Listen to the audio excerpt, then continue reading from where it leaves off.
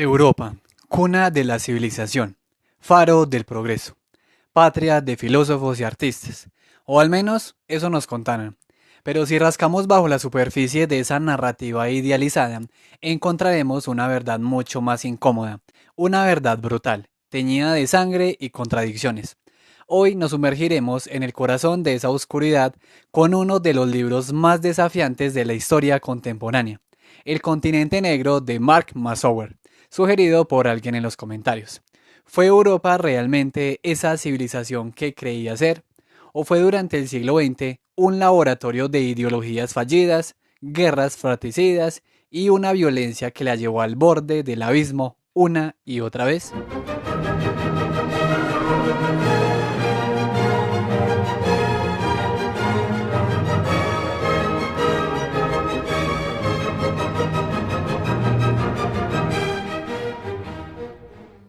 El siglo XX vio un auge meteórico y un colapso posterior de la democracia liberal en Europa durante las décadas de 1920 y 30.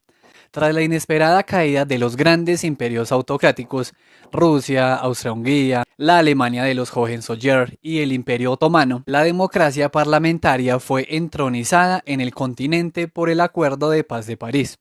Un cinturón de nuevas democracias se extendió desde el mar Báltico hasta los Balcanes.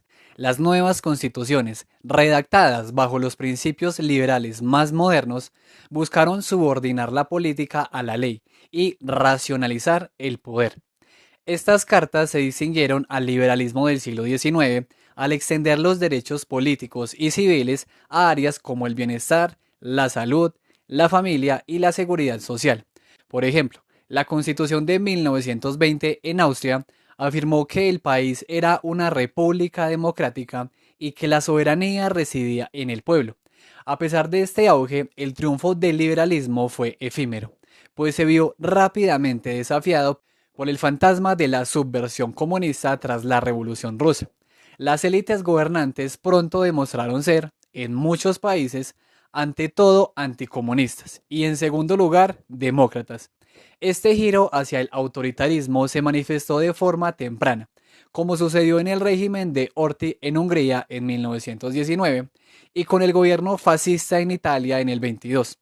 Para fines de la década del 30, la democracia estaba prácticamente extinta en gran parte de la Europa. Se argumentaba que la democracia no estaba inherentemente adaptada a Europa, a diferencia del mundo anglosajón, y se la consideraba demasiado utópica y débil. Sin embargo, esta visión que acepta que la democracia colapsó por su propia fragilidad es altamente discutible. Historiadores como Enzo Traverso señalaron que la crítica fascista a la democracia liberal como burguesa y materialista a menudo minimizaba el hecho de que las élites liberales y conservadoras fueron, en muchos casos, quienes les abrieron la puerta a los fascistas en su obsesión por derrotar el comunismo. La democracia, en lugar de ser inherentemente débil, fue activamente desmantelada desde dentro por fuerzas que veían en el autoritarismo un aliado útil.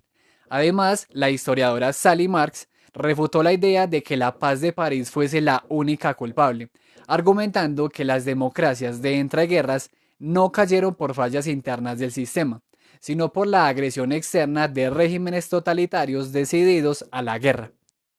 El fascismo y más tarde el nacionalsocialismo ofrecieron modelos políticos autoritarios que fueron vistos como más dinámicos y capaces de abordar los problemas de la política de masas. El fascismo rechazó la democracia por lo que llamó su mentira convencional de la igualdad política y el espíritu de irresponsabilidad colectiva, proclamando que el liberalismo estaba a punto de cerrar las puertas de su templo desierto. Los ideólogos de la derecha, muchos de la generación de 1914, preferían la violencia y la acción a la retórica, tildando a la democracia de burguesa, lenta, materialista e incapaz de despertar a las masas. El nuevo orden de Hitler contraponía la igualdad racial de la colectividad a las libertades individuales del liberalismo. Propuso la lucha darwiniana y el gobierno de los superiores raciales frente a la igualdad formal de los estados. Modelos alternativos, como el Estado corporativo de Mussolini, buscaron organizar la representación social a través de asociaciones de productores en lugar de clases. El nacionalsocialismo, por su parte, promovió el bienestar social mediante un Estado activista que ofrecía beneficios sociales como vivienda pública y atención médica. Sin embargo, simultáneamente impulsó la segregación, la esterilización e incluso la eliminación de cuerpos enfermos o racialmente indeseables. Los cultos al liderazgo encarnados por el Duce, Hitler y Stalin sirvieron para unificar y conciliar a las poblaciones con regímenes que en ocasiones resultaban impopulares. El triunfo del nacionalismo tras la Primera Guerra Mundial examinó el problema político central de las minorías en la Europa entre guerras. La caída de los imperios multinacionales, como el zarista, el austrohúngaro y el otomano, significó el fin de un mundo donde la legitimidad se basaba en la lealtad dinástica, un sistema que permitía que existieran diversas etnias en altos cargos. La extensión del principio de autodeterminación nacional, que buscaba equiparar el Estado con la nación, convirtió a unos 25 millones de personas en minorías dentro de los nuevos Estados-nación, además de los 60 millones que obtuvieron uno propio. Estas minorías incluían a judíos, gitanos, ucranianos, macedonios y antiguos grupos dominantes como alemanes y húngaros. El problema no fue solo la creación de minorías, sino la naturaleza excluyente del nacionalismo en sí mismo. Como argumentó el historiador Erich Hobsbawm, la identidad nacional que se construyó en Europa se hizo históricamente a costa de excluir y marginar a estos grupos. Incluso, personas que compartían la lengua de la mayoría podían paradójicamente desear la pertenencia a un país con una lengua distinta. Por lo tanto, el principio de autodeterminación aplicado en un contexto tan complejo se convirtió en una ficción violenta. Pretendió ordenar la geografía étnica cuando en realidad solo redefinió y agravó el conflicto por la pertenencia. Las tensiones se agravaron porque los nuevos estados-nación tendieron a ser excluyentes y antagónicos en sus relaciones étnicas. Ni la minoría ni la mayoría creían realmente en la asimilación. Ante esta complejidad etnográfica surgieron varias estrategias para manejar la cuestión minoritaria.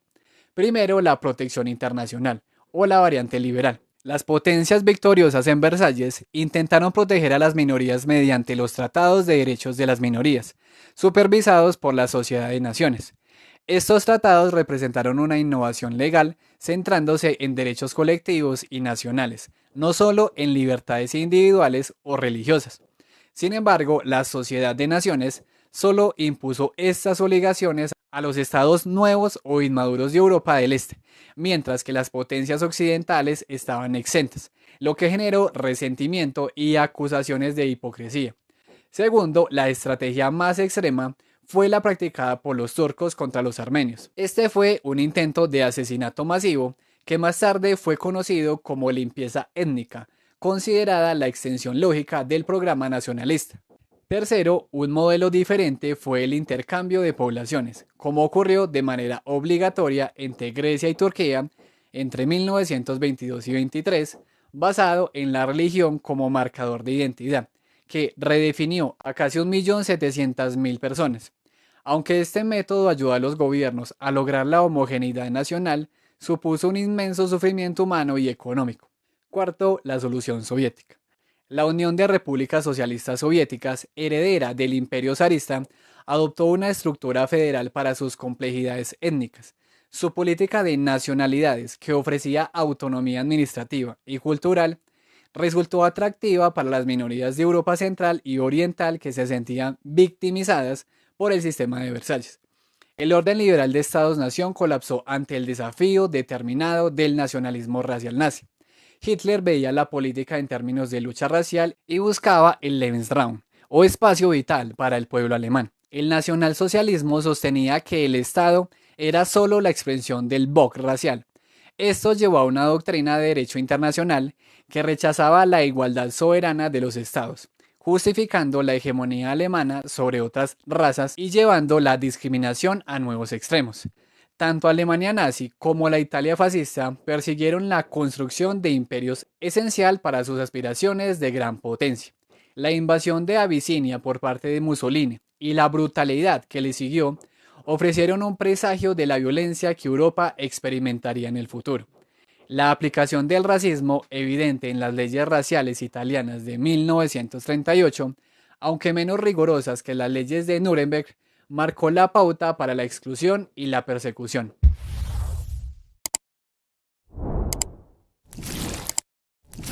El concepto de la salud de la nación se convirtió en un tema central de la política europea durante el periodo de entreguerras. Esto llevó a una intensa y a menudo coercitiva intervención estatal en la vida privada, alcanzando su máxima expresión en el modelo nazi del estado de bienestar racial. La Primera Guerra Mundial provocó una catástrofe sexual y dejó a Europa con más de 8 millones de muertos y una devastación profunda en la estructura familiar tradicional. La ausencia de hombres jóvenes generó la preocupación por una comunidad sin padres. Los gobiernos respondieron asumiendo un papel de padre sustituto y autoridad moral, reafirmando la cohesión familiar y el orden social. Las mujeres independientes, como las Garcones de los años 20, fueron atacadas y vistas como una manifestación de bolchevismo sexual que amenazaba la autoridad masculina y la moral tradicional. En contraste, la esposa y madre se idealizó como la encarnación de la vida cotidiana heroica bajo el lema fascista de que la maternidad es el patriotismo de las mujeres. Las preocupaciones demográficas eran intensas debido al declive de la natalidad que precedió a la guerra. Se temía que las razas superiores estuvieran en declive y que las naciones perdieran su estatus de gran potencia. Por ejemplo, Francia temía el crecimiento alemán y Alemania temía las hordas eslavas al este. Los líderes nacionales impulsaron políticas pronatalistas, llegando a equiparar el embarazo con el servicio activo de la mujer. Esto incluyó la penalización del aborto, prohibido en Rusia en 1936, después de un periodo de leyes liberales, y la restricción de la venta de anticonceptivos en países como Francia, Bélgica e Italia. A pesar de los esfuerzos estatales, el aborto ilegal siguió siendo una forma común de control de natalidad. Más allá de la cantidad, el Estado se preocupó por la calidad de la población mediante políticas de higiene social y eugenesia. Esta preocupación trascendió al espectro político, atrayendo a socialdemócratas reformistas liberales como Keynes y Beveridge y conservadores. Detengámonos un momento en este punto porque es fundamental para entender el siglo XX. ¿Cómo figuras asociadas al reformismo liberal podían apoyar la eugenesia? La respuesta es compleja, pero nos obliga a entender el contexto que influía en la mentalidad de las personas. Es fundamental dejar claro que esta ideología de la mejora de la raza no representa la esencia del liberalismo que se centra en los derechos individuales. Sin embargo, no podemos olvidar la profunda influencia que tuvieron en la Europa del siglo XX el darwinismo social, el positivismo y la escuela determinista alemana del siglo anterior. Un ejemplo de esta mentalidad europea, a menudo eurocéntrica, lo encontramos en el propio Keynes, quien en su libro Las consecuencias económicas de la paz hablaba de Europa como la creadora del arte. La eugenesia, por trágico que parezca, fue una manifestación de esa convicción, compartida por muchas élites de la época, de que la ciencia podía y debía intervenir para optimizar la sociedad y que la superioridad social estaba ligada a la biología. La eugenesia se centró en la mejora del acervo biológico de la nación y justificó la intervención en la vida personal y el medio ambiente. Esto se tradujo en, primero, políticas positivas, como mejoras en la vivienda vistas en lugares como la Viena Roja, la atención médica y la promoción de la forma física a través de parques y natación. Y segundo, políticas coercitivas o negativas, que eran medidas para detener la reproducción de los inadaptados sociales, entre comillas. En Gran Bretaña, una ley de 1913 permitió la detención de deficiencias mentales. Después de 1929, la esterilización legal se introdujo en varios países, incluidos Suiza, Dinamarca, Suecia y Noruega, como una alternativa barata a la detención en asilos. El punto culminante de esta tendencia fue el estado de bienestar racial nazi. El régimen nazi construyó sobre las tradiciones de bienestar social, ofreciendo beneficios como vivienda pública y atención médica. Sin embargo, esta protección se ofrecía exclusivamente a los miembros considerados racialmente sanos. La otra cara de la moneda era la segregación, la esterilización obligatoria dirigida contra enfermos mentales, criminales y asociales, Y finalmente el asesinato de cuerpos enfermos o indeseables. El nazismo defendía que el sentimiento racial sano debía anular los criterios legales formales. A pesar de las continuidades con las prácticas europeas más amplias, la derrota de Hitler desacreditó el racismo científico y la coerción extrema, llevando a una nueva reflexión democrática. La Segunda Guerra Mundial demostraría que las libertades individuales no eran suficientes y que la democracia debía asumir responsabilidades sociales para asegurar la lealtad de las masas, preparando el camino para el estado de bienestar de posguerra. El siglo XX abordó la inestabilidad económica que asoló Europa después de la Primera Guerra Mundial y el colapso del sistema capitalista liberal tras la Gran Depresión de 1929, lo que impulsó la búsqueda de soluciones autoritarias y planificadas. La Primera Guerra Mundial desmanteló los fundamentos monetarios y comerciales del capitalismo del siglo XIX, dejando a Europa con deudas masivas y monedas inestables. La corona austriaca, por ejemplo, llegó a 83.600 por dólar en 1922. El espectro de la revolución bolchevique y el surgimiento de la URSS, que se presentaba como un modelo de nuevo comienzo capaz de emanciparse de la explotación, impulsó a los líderes europeos a tomar en serio la reconstrucción capitalista. La reconstrucción en la década de 1920 fue frágil. Los esfuerzos europeos, como el intento de Francia de cobrar reparaciones de Alemania, culminando en la ocupación del Ruhr en 1923, fracasaron y demostraron que la reconstrucción capitalista no podía lograrse solo con Europa. La estabilidad temporal de mediados de los años 20 se debió principalmente a la participación de Estados Unidos mediante capital privado y acuerdos como el Plan Dawes. Sin embargo, la vuelta al patrón oro, que fue la prioridad principal de las políticas económicas, requirió deflación, lo que implicó recortes salariales y de bienestar social. Esto generó tensiones de clase y socavó la promesa de una vida mejor para las masas que regresaban de la guerra. El crack de Wall Street de 1929 desencadenó una crisis financiera y posteriormente una depresión que llevó a un colapso del comercio internacional y una crisis agraria donde los alimentos se desperdiciaban mientras crecía el hambre. En ese momento el capitalismo del libre mercado parecía haber fracasado.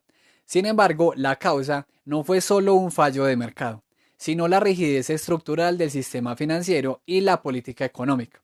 El descontrolado acceso a la inversión bursátil por parte de personas sin conocimiento técnico generó una especulación excesiva que colapsó el sistema. Más grave aún fue la obstinación por mantener el patrón oro, cuya rigidez, ya advertida por Keynes, evitó que los países pudieran tomar medidas necesarias para aumentar la circulación monetaria. Los sindicatos, por ejemplo, ya no permitían que los salarios aumentaran y disminuyeran libremente a la par de las reservas de oro de cada país. Esta inflexibilidad impidió la inyección de liquidez que hubiera facilitado las cosas. Este contexto demostró una limitación clave del pensamiento liberal clásico, el rechazo total a los bancos centrales. Si bien la intervención estatal siempre conlleva riesgos, la historia de crisis recurrentes en Estados Unidos, a menudo ligadas al ciclo agrícola, ya había demostrado la necesidad de un prestamista de última instancia que pudiera mitigar las crisis bancarias, una institución que resulta necesaria para una economía capitalista desarrollada. Por lo tanto, el fracaso fue menos un fracaso del comercio y más uno de la ortodoxia financiera de la época. Si quieren comprender mejor a lo que me refiero con patrón oro, ya hice un video de su funcionamiento, o bueno, algunos aspectos de él. Si quieren, puedo hacer un video corto de todo lo que implica. Ese sistema sí lo tengo claro porque es parte fundamental de la tesis que hice para graduarme de la universidad. En fin, sigamos. El desempleo masivo creó costos sociales y psicológicos devastadores, como se observó en Alemania, donde los parados perdieron la noción del tiempo. La incapacidad de las conferencias internacionales, como la de Londres en 1933, para coordinar una respuesta, puso fin a la cooperación liberal y al patrón oro en la mayoría de los países. Esto forzó un nuevo nacionalismo económico. De manera fortuita, la autarquía o autosuficiencia resultó ser más exitosa a corto plazo que el modelo de libre comercio, ya que permitió a los países producir para sí mismos y liberó a los deudores de la presión internacional. Los países que adoptaron la planificación y el control estatal experimentaron un crecimiento industrial impresionante, como sucedió en Suecia y el Reino Unido, y la eliminación del desempleo en la Alemania nazi. La Unión de Repúblicas Socialistas Soviéticas, ajenas a la Gran Depresión, se consolidó como una potencia industrial en pocos años gracias a los planes quinquenales. El desempleo fue eliminado. La fuerza laboral urbana se duplicó entre el 27 y el 32. Sin embargo, este éxito se logró mediante la abolición de la propiedad privada, la inversión masiva en industria pesada a expensas de los bienes de consumo, la represión, la hambruna del 32 y el 33, y la expansión explosiva del sistema de campos de trabajo forzoso, conocido como el Gulag. Y por otro lado está el sistema capitalista fascista. El fascismo rechazó el liberalismo por completo. Si bien ideológicamente era oscuro, utilizó un estilo activista, heroico, militarista para gestionar la economía. En la Alemania nazi y la Italia fascista, el gasto masivo en rearme fue el gran estímulo económico que eliminó el desempleo, y la propiedad privada se subordinó a los intereses de la nación o la raza. El atractivo aparente de la planificación y la autoridad de los regímenes fascistas y comunistas obligó a la democracia liberal a transformarse. Intelectuales como H. Wells incluso instaron a los demócratas a convertirse en lo que llamó liberal fascistí. Figuras influyentes como el economista británico John Maynard Keynes lideraron el replanteamiento del capitalismo. Su propuesta era una intervención estatal puntual para solucionar problemas de demanda, argumentando que el control financiero debía ser principalmente nacional y no internacional, y que debía darse la primacía de la economía sobre las finanzas. Es crucial señalar que esta intervención se empezó como una solución de emergencia, no como un plan para el crecimiento desmedido del estado de bienestar que terminó implementándose en la posguerra. Un modelo que a largo plazo demostró ser insostenible y generó demasiada intervención estatal y, por supuesto, problemas que ya hemos visto en videos sobre Argentina, por ejemplo. A pesar de esto, en Suecia, los socialdemócratas implementaron políticas fiscales de reflación, demostrando que un enfoque estatal activista era compatible con la democracia. Para el que no lo sepa, la reflación se refiere al intento de un gobierno de reactivar la economía, aumentar la producción, los precios y en fin. El fracaso del liberalismo clásico en los años 30 impulsó a los europeos, tanto en el este como en el oeste, a concluir que el Estado debía involucrarse activamente en la vida económica nacional, sentando las bases para el modelo de economía mixta y el estado bienestar de la posguerra. El auge del poder nazi en Europa durante la Segunda Guerra Mundial describió la brutal realidad de su proyecto imperial. La experiencia de una violencia sin precedentes provocó un cambio radical en las actitudes europeas, llevando a la revaloración de la democracia. Hacia finales de la década del 30, muchos europeos estaban predispuestos a abandonar el orden liberal, democrático y de Versalles por un futuro más autoritario.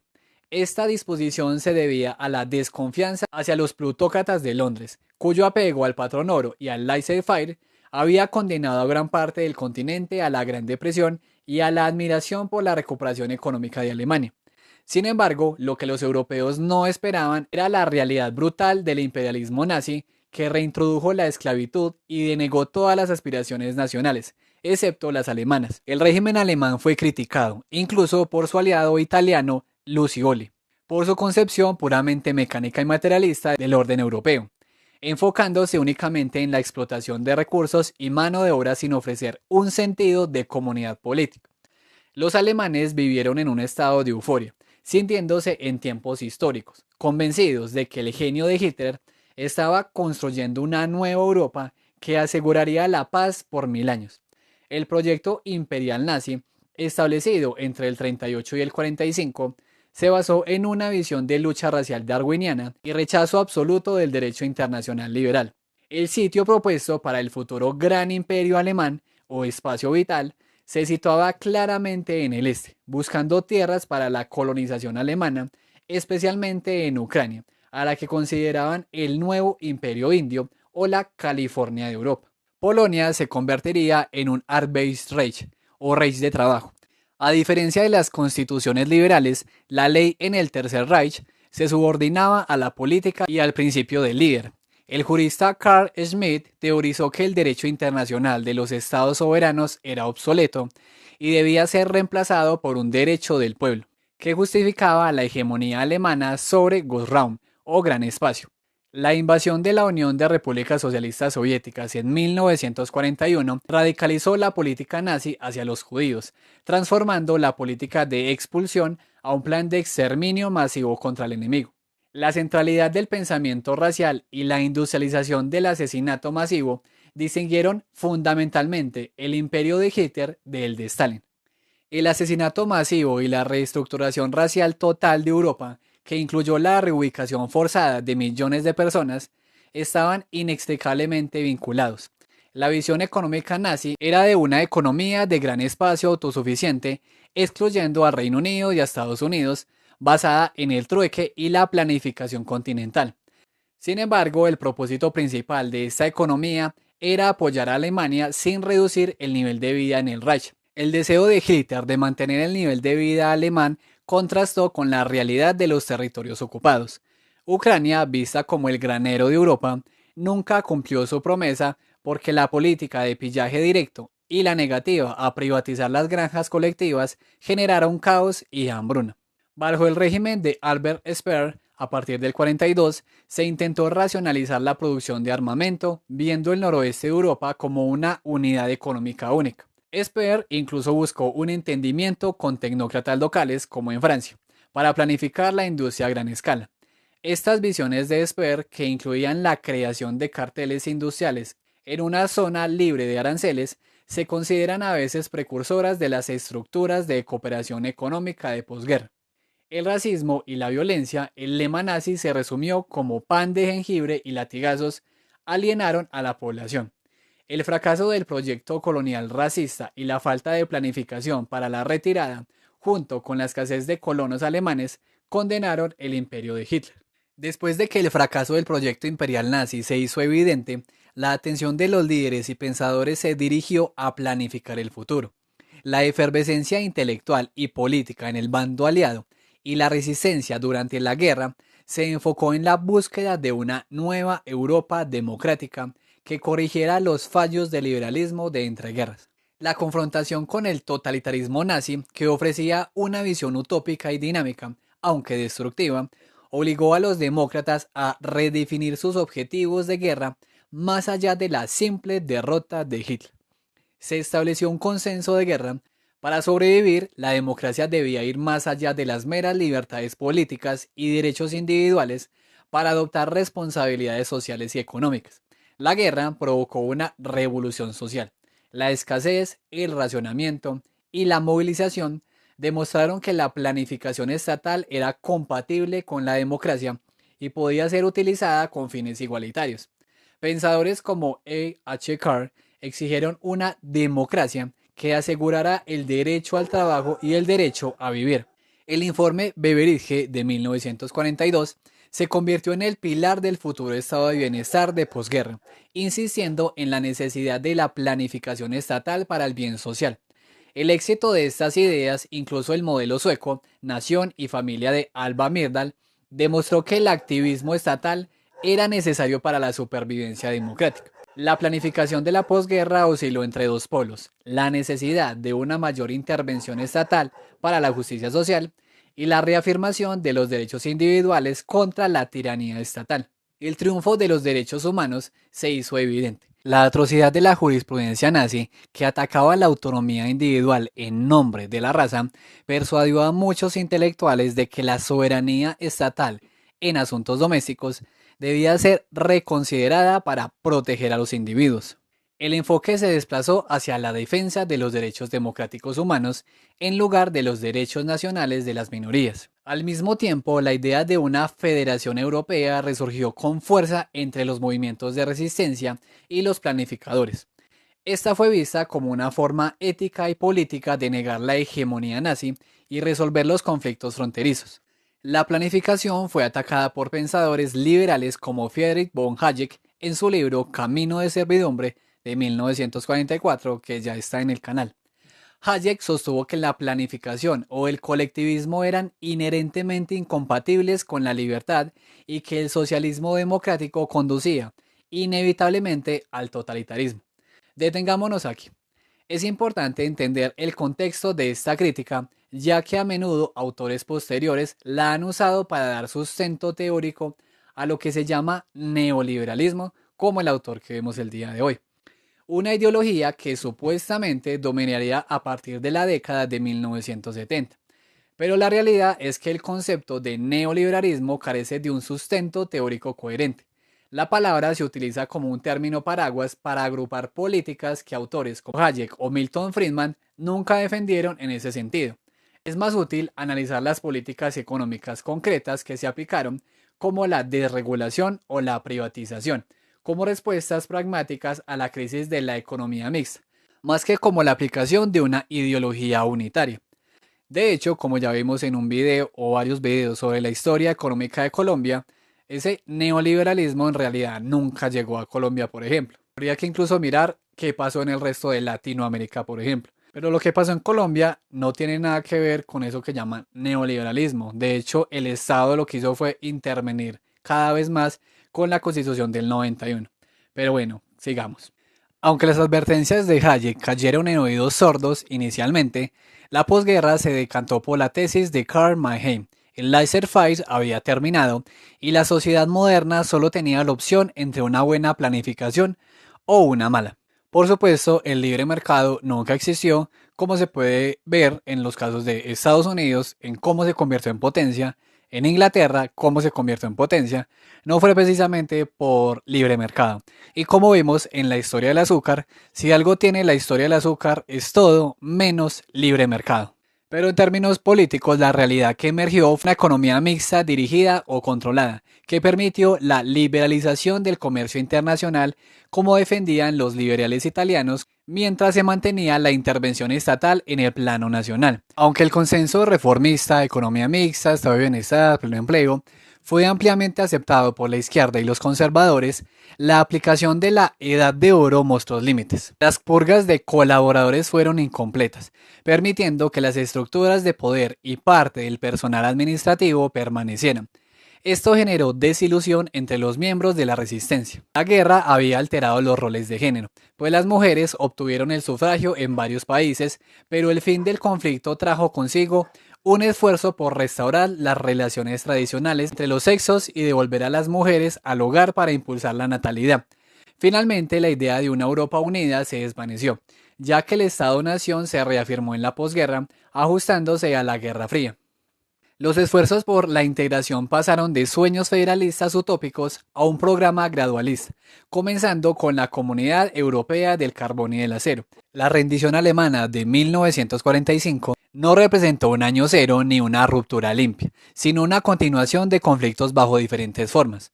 La Segunda Guerra Mundial fue una amalgama de contiendas, un conflicto militar, una guerra de razas y grupos étnicos, una guerra de clases en muchas áreas y una feroz guerra civil en lugares como Italia y Francia.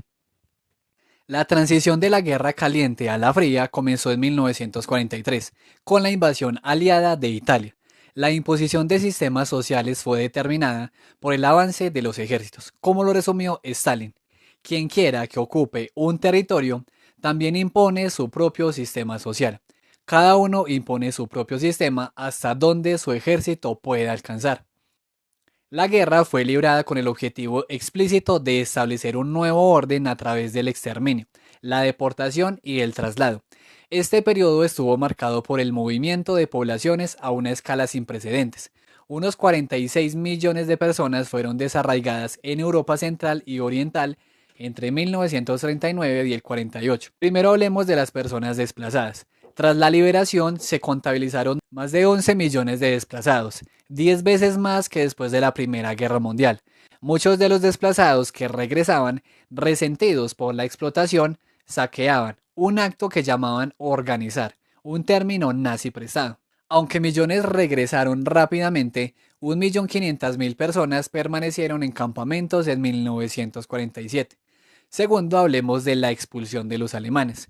El legado de Hitler se materializó en la eliminación de la población alemana fuera de Alemania. Entre 1944 y el 45, 5 millones de alemanes huyeron de las partes orientales del Reich ante el avance del Ejército Rojo. Además, entre el 45 y el 48, los regímenes de posliberación en Checoslovaquia, Polonia, Rumanía, Yugoslavia y Hungría expulsaron a otros 7 millones de miembros de sus minorías alemanas. La solución de Potsdam legitimó este proceso. En la conferencia de Potsdam de julio del 45, los aliados aceptaron el principio de la expulsión masiva de millones de alemanes, incluso ciudadanos del Reich de antes de la guerra, con el objetivo de controlar el flujo de refugiados. Este proceso, que involucró entre 12 y 13 millones de transferidos con cientos de miles de muertes, llevó a la virtual eliminación de las minorías en Europa del Este. Massower señaló que se logró, aunque brutalmente, la homogeneidad nacional que el Tratado de Versalles había soñado. Aquí encontramos una dura lección histórica. El problema de Versalles no fue solo la mala gestión de los derechos de las minorías, sino la aceptación del nacionalismo como base del orden político. La búsqueda de la homogeneidad nacional, un principio inherentemente excluyente, es la contradicción que atraviesa todo el siglo XX. Al final, la paz se construyó sobre la misma lógica que había provocado la guerra, la idea de que un Estado solo puede ser estable si su población es étnicamente uniforme y que cualquier medio, por violento que sea, es justificable para lograr ese fin. Además de que, claro, está la advertencia de Keynes de que el Tratado de Versalles no era un tratado de paz, era una venganza, y por eso Francia pidió tierras que no perdió en la Primera Guerra Mundial, sino en una guerra anterior. En fin, el trastorno enorme, con cerca de 90 millones de muertos o desplazados entre el 39 y el 48, generó heridas intangibles y un cambio en las perspectivas mentales y morales. La experiencia de la ocupación y la nueva violencia de la posguerra, como el saqueo facilitado por las nuevas autoridades, confirmaron un creciente cinismo hacia la política. La gente, agotada por la historia, tendió a rechazar los partidos y la ideología, concentrándose en el dinero y la vida privada. La dislocación familiar de la guerra impulsó un anhelo de estabilidad. La familia se convirtió en el principal refugio contra la ansiedad de la posguerra. Este apego a la vida doméstica contribuyó al baby boom de posguerra, revirtiendo las predicciones pesimistas sobre el declive demográfico. La retirada alemana dio paso a un periodo de purgas y justicia contra los colaboradores. Hubo una primera fase de ejecuciones espontáneas y venganza popular. Sin embargo, los gobiernos exiliados que regresaban, respaldados por las potencias extranjeras, buscaron restablecer el orden y el debido proceso legal. Las purgas fueron limitadas en Europa Occidental y buscaban castigar a individuos. En contraste, en Europa Oriental, fueron más amplias, basadas en la culpa colectiva por posición social o pertenencia étnica, y sirvieron como un instrumento fundamental para el remodelado social y económico total de la sociedad al estilo soviético. La ocupación de Alemania por las cuatro potencias buscaba la reconstrucción de su vida sobre una base democrática y pacífica. La URSS, que había sufrido pérdidas masivas, más de 20 millones de muertos, buscó explotar los recursos alemanes a través de reparaciones. El acuerdo de Potsdam permitió a la Unión Soviética recibir el 15% del equipo de capital utilizable de las zonas occidentales. El cisma entre los aliados se hizo evidente a finales del 45 y principios del 46. La escasez de alimentos y la afluencia de refugiados obligaron a los gobiernos militares occidentales a insistir en un nuevo enfoque para la reconstrucción.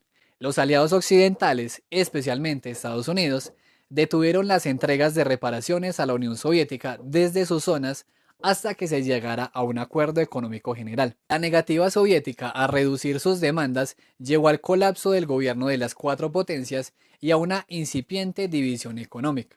La Guerra Fría, marcada por la competencia y la evitación de un conflicto directo con el continente, condujo a la proliferación de agencias de vigilancia y espionaje, lo que se llamó la guerra encubierta o subterránea. Europa del Este se convirtió en el laboratorio de los experimentos del siglo XX.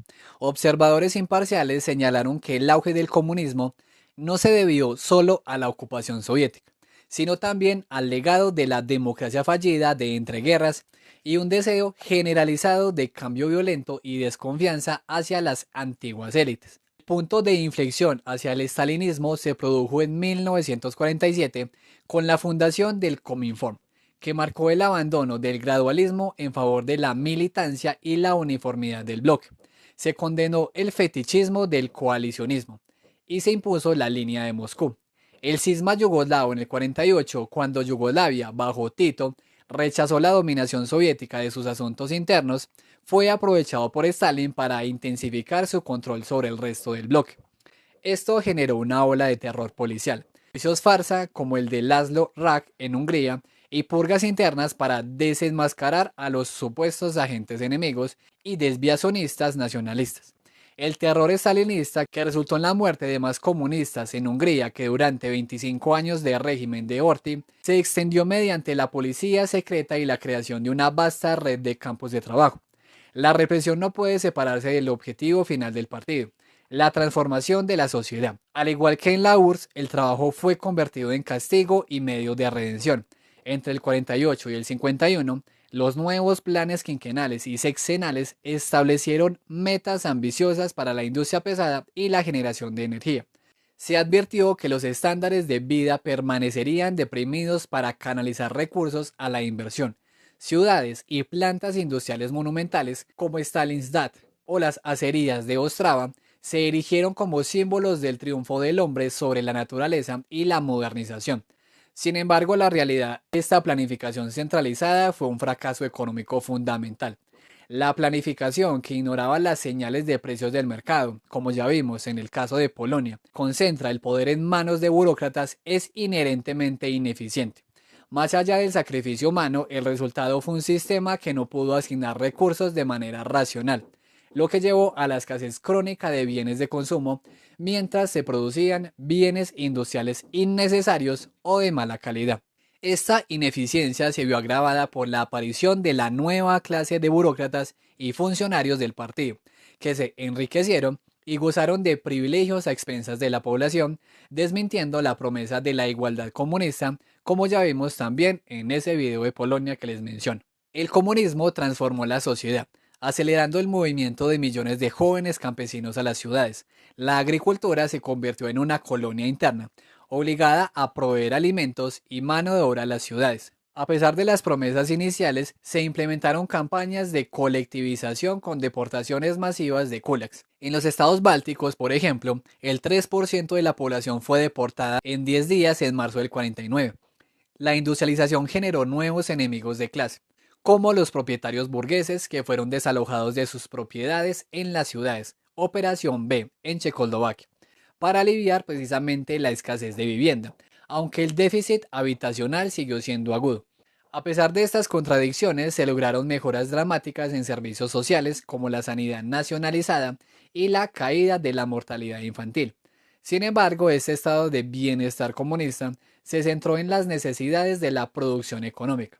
Se promovió la entrada de mujeres al trabajo mediante guarderías, pero los beneficios sociales se utilizaban como arma, excluyendo a los agricultores y a los individuos con actividades fascistas o supuestamente fascistas de una cobertura adecuada. Tras la muerte de Stalin se inició un nuevo curso vacilante, que desaceleró la industrialización y atacó la colectivización en Polonia y Yugoslavia. Los pequeños Stalins fueron desafiados y se desacreditó a la policía secreta. Figuras purgadas como Gomulka fueron rehabilitadas paradójicamente como una forma de reafirmar el control del partido. El surgimiento de una supuesta nueva clase de arribistas, criticada por Milovan Gilas, desafió la pureza ideológica del régimen. Aunque la URSS no incorporó la mayoría de Europa del Este, salvo los estados bálticos, optó por una forma de dominio indirecto a través de élites comunistas nacionales. Las democracias populares siguieron siendo un experimento bajo la constante revisión de Moscú. La posguerra significó el redescubrimiento de la democracia en Europa Occidental, rechazando los últimos vestigios de la derecha autoritaria de entreguerras, como la España de Franco y el Portugal de Salazar. Sin embargo, esta resurrección no fue un simple retorno a 1919, sino que resultó en una forma de democracia profundamente alterada.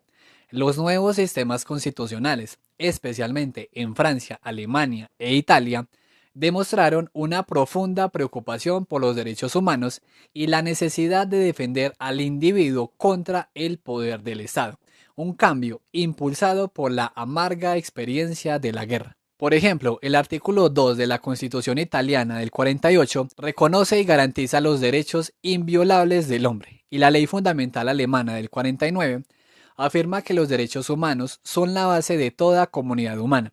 Ante la memoria de asambleas legislativas débiles y fragmentadas que socavaron la democracia de entreguerras, muchos buscaron un ejecutivo más fuerte. Alemania Occidental estableció una democracia del canciller, a veces denominada democratur o democracia dictadura. La moderación se convirtió en una virtud política. Hubo un cambio del antagonismo de clases a un nuevo énfasis en el consenso, pero aquí debemos ser cautelosos con el planteamiento del autor. Si bien la estabilidad es deseable, el énfasis en un ejecutivo fuerte y una democracia de consenso puede verse como una limitación en lugar de un triunfo del ideal democrático. La democratura, en su afán por evitar los errores del pasado, sacrificó la vitalidad de la disensión y el debate abierto, elementos esenciales para un sistema liberal y sano. Esta búsqueda de un consenso entre élites que evita el antagonismo de clases puede ser vista no como una madurez política, sino como una forma de autoritarismo blando que asegura la gestión económica, pero enmascara las tensiones sociales reales bajo la alfombra del consumo. Este consenso fue posible porque la derecha principal, especialmente la democracia cristiana de Adenauer en Alemania, logró incorporar a los extremistas nacionalistas como los refugiados de la Europa del Este en sus filas, quitando apoyo a los grupos neonazis. La consolidación de la democracia coincidió con el periodo de crecimiento económico sostenido más notable de la historia. La recuperación económica fue apuntalada por el crecimiento de la productividad, alrededor del 4% anual, y la influencia de Estados Unidos, principalmente a través del Plan Marshall, que promovió el evangelio de la productividad como una alternativa a la lucha de clases. El crecimiento económico se convirtió en una expectativa y una ideología. Organizaciones internacionales como la OCDE en el 60 priorizaron explícitamente el crecimiento económico y empleos sostenibles más altos. Este auge proporcionó al sistema político las recompensas necesarias para asegurar la tolerancia pública, una situación muy diferente a la falta de apoyo en el periodo de entreguerras.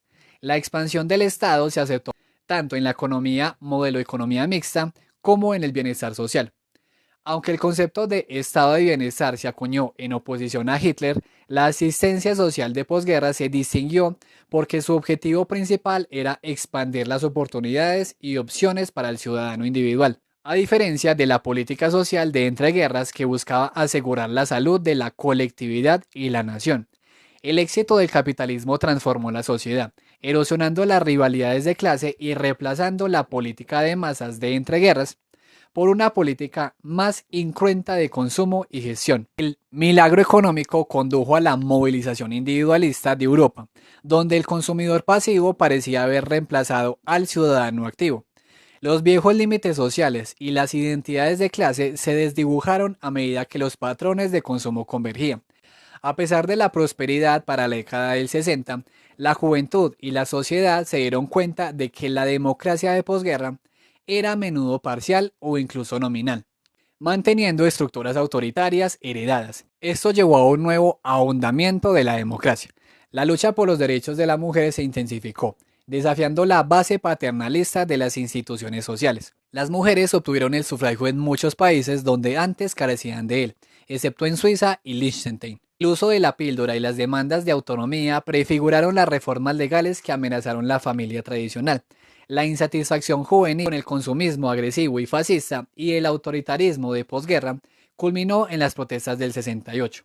Estos movimientos, aunque a menudo caóticos, lograron exponer el vacío de creencias en el centro de la política de posguerra y alentaron una mirada más crítica a los centros de poder. La década de 1970 marcó el fin de la edad de oro económica. El contrato social basado en el pleno empleo y el crecimiento se enfrentó a la inestabilidad económica provocada por las crisis del petróleo y una inflación creciente que pasó de ser un lubricante social a agravar los conflictos distributivos. La crisis resucitó el pensamiento económico que se había considerado muerto en la posguerra. El experimento más radical fue el gobierno de Margaret Thatcher en el Reino Unido, que buscó reducir el estado de bienestar y liberar las energías individuales. Es importante matizar que este fue, sin embargo, un neoliberalismo, para que nos entendamos, peculiarmente autoritario, que centralizó el poder estatal en la administración, por ejemplo, en vivienda y en educación, mientras recortaba otras áreas. Este tipo de políticas demuestran que el objetivo final no era la simple reducción del Estado, sino su reestructuración para servir a otros fines. El experimento thatcherista, según el autor, tuvo una influencia limitada en Europa continental. Los responsables políticos europeos, especialmente la democracia cristiana, estaban limitados por la memoria histórica de la polarización de entreguerras y priorizaron la cohesión social. Rechazaron la noción de Thatcher de que no existe la sociedad. El apoyo popular a los servicios públicos impidió el desmantelamiento radical del estado de bienestar en la mayoría de los países. La crisis posterior al 73 no fue principalmente política, sino social y económica. El pleno empleo terminó, lo que socavó la promesa central del contrato social de posguerra. El aumento del gasto en seguridad social, paradójicamente, impulsó el gasto estatal a pesar de los intentos de reducción. La desindustrialización y la disminución del poder sindical llevaron a la desaparición de la vieja clase trabajadora organizada. La desigualdad y la pobreza aumentaron, especialmente en el Reino Unido, donde el crecimiento de la desigualdad revirtió la tendencia de medio siglo. El concepto de una subclase de pobres fue utilizado por algunos para culparlos de su situación. El activismo político pasó de estar centrado en la clase a estarlo en la identidad nacional, cultural, de género. Las cuestiones de la mujer, como el divorcio y la autonomía, se debatieron en términos de ética de la elección individual y no como antes, en términos de las necesidades colectivas político-militares de la nación-estado. La globalización de los mercados financieros y la liberalización del comercio internacional limitaron la capacidad de los estados-nación para aplicar políticas económicas nacionales autónomas. Esto llevó al proyecto europeo a cobrar impulso nuevamente en la década del 80. Sin embargo, la necesidad de cumplir con los criterios de convergencia monetaria obligó a los gobiernos a aplicar programas de austeridad impopulares, lo que aumentó el resentimiento popular y la sensación de que los estados-nación se estaban convirtiendo en meras cáscaras. A pesar de la inestabilidad económica y social, el orden democrático reconstruido se adaptó. El contrato social demostró ser popular y sobrevivió, aunque transformado, ya que los regímenes de bienestar habían amortiguado a las sociedades de los peores efectos de la recesión. El fin de la Guerra Fría dejó a Europa sin un oponente contra el cual definirse, y el principal desafío siguió siendo equilibrar el capitalismo, que ganó en el 89 con la democracia y la solidaridad social. La desintegración del control soviético sobre Europa del Este a fines de la década del 80 fue un evento rápido, inesperado y pacífico. El título se inspira en el optimismo de un poeta báltico, Rudolf Rimmel, quien escribió en el 68 que los peces pequeños se convertirían en delfines, al igual que los tiburones se convertirían en tiburones. Hasta el 88, la mayoría de los pronósticos autorizados indicaban que la dominación soviética continuaría. Por lo tanto, el colapso del 89 no fue una victoria anticipada. El autor advierte en este capítulo contra las explicaciones simplistas o triunfalistas sobre el fin de la Guerra Fría. El fin del comunismo se inscribe en el marco más amplio de la descolonización europea, un proceso que en la periferia del continente fue notablemente rápido. La caída fue precedida por una creciente brecha entre los objetivos declarados del socialismo y los resultados obtenidos, reconocida tanto por la élite como por la base social. La élite que se aferraba al poder estaba compuesta por geriátricos artríticos, en términos del autor, que se resistían amargamente al cambio. En el 85, figuras como Gustav Husak de Checoslovaquia y Todor Zhivkov de Bulgaria dirigían el bloque. La personalización del poder condujo a profundos abusos, siendo Rumanía el caso más notorio. Esta traición a los principios ideológicos generó una profunda desconfianza popular. El desafío de solidaridad en Polonia demostró que los trabajadores criticaban las prebendas de los jefes del partido y tomaban el socialismo seriamente. El asalto al Partido Comunista era devastador precisamente porque este ya no era una guía convincente para el socialismo. Además, la catástrofe de Chernobyl impulsó el activismo, convirtiendo la contaminación ambiental en un foco clave de protesta, con movimientos no oficiales como el Círculo del Danubio en Hungría. El colapso del imperio comenzó en la propia Unión de Repúblicas Socialistas Soviéticas, con fuertes movimientos de protesta y proclamaciones de soberanía en los estados bálticos a partir del 87. En Polonia, el comunismo finalizó implícitamente en abril del 89, cuando el partido reconoció la legitimidad de Solidaridad al invitarles a las conversaciones de mesa redonda. En Hungría, el cambio se produjo porque el partido, sintiéndose fuerte, sobreestimó su capacidad para controlar a una oposición fragmentada, ignorando el deseo público masivo de cambio. Un momento crucial fue la apertura del muro de Berlín en noviembre de 1989. La caída del muro, que marcó el fin de la división del continente, pudo deberse a un simple error administrativo. El portavoz del gobierno de Alemania Oriental, Günther Schabowski, anunció que las nuevas regulaciones de viaje entrarían en vigor desde ese momento, provocando una afluencia emocional de miles de personas hacia los puntos de control. Tras el 89, el nacionalismo resurgió como el principal problema de Europa. La desintegración sangrienta de Yugoslavia fue el único caso en el que el fracaso del comunismo tuvo consecuencias devastadoras. En Bosnia, los serbios lucharon por la pureza étnica y el territorio, recurriendo a la limpieza étnica, una estrategia de terror para expulsar a los no serbios de sus hogares. Esta estrategia, que creó más de 2 millones de refugiados, fue vista como una regresión a los métodos y valores utilizados por los alemanes en la apuesta de Hitler por el Lebensraum. Irónicamente, aunque la limpieza étnica le dio a los serbios demasiado territorio rápidamente, no garantizó el éxito militar, ya que se quedaron sin mano de obra para hacerlo productivo. A pesar de la euforia inicial, el fin de la Guerra Fría no trajo consigo el fin de la historia o la concreción de sueños evangélicos globales. La democracia triunfó en Europa, no tanto como una visión utópica, sino porque se asoció con el triunfo del capitalismo y porque exige menor compromiso o intrusión en las vidas de los ciudadanos que cualquiera de sus alternativas. Aquí encontramos una conclusión paradójica. La democracia goza de un alto apoyo, pero al mismo tiempo vemos altas tasas de apatía política. Este análisis se opone directamente a la tesis del fin de la historia, de Francis Fukuyama, que proclamó la victoria universal de la democracia liberal como la forma final y más evolucionada de gobierno humano. Si bien celebramos la caída del comunismo, es esencial comprender, como sugiere Massower, que la versión de la democracia que triunfó al final fue aquella que, a través de la gestión económica y el individualismo, exige una menor participación activa de sus ciudadanos. El peligro no es la vuelta al totalitarismo, sino que el contrato social de la Europa de posguerra se reduzca a la gestión del consumo, donde la libertad se confunda con la elección individual y la democracia se vacíe de su compromiso político, sentando las bases para nuevos desafíos de identidad y exclusión que ya podemos ver en nuestro propio siglo. El siglo XX termina con una victoria para la democracia, pero con una pérdida de utopías. El comunismo dejó de ser la esperanza para convertirse en el fracaso, como dijo Enzo Traverso. La gran pregunta que nos deja el libro de Massower es si la democracia, al volverse tan cómoda y despolitizada, ha perdido su capacidad de inspirar y, sobre todo, su capacidad de cambiar el mundo. Un libro interesante con sus cosas debatibles, como vimos, pero ¿qué libro no tiene cosas debatibles? Este video lo hice por un comentario que dejaron en la historia de Egipto, bastante bueno la verdad. ¿Qué otros libros interesantes habrá por ahí y yo no los conozco? Y más importante aún, ¿será la apatía el verdadero legado del continente negro?